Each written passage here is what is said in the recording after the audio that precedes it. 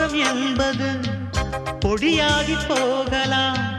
பொன்னாரமே நம் காதலு பூலோகம் தாண்டி வாழலாம். ஆகாயம் என்பது இல்லாமல் போகலாம்.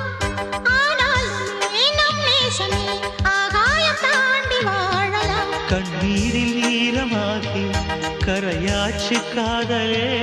கரை மாற்றி நாமும் இல்லை கரையேற வேண்டுமே. நாளை வரும் காலம் நம்மை கொண்டாடுமே.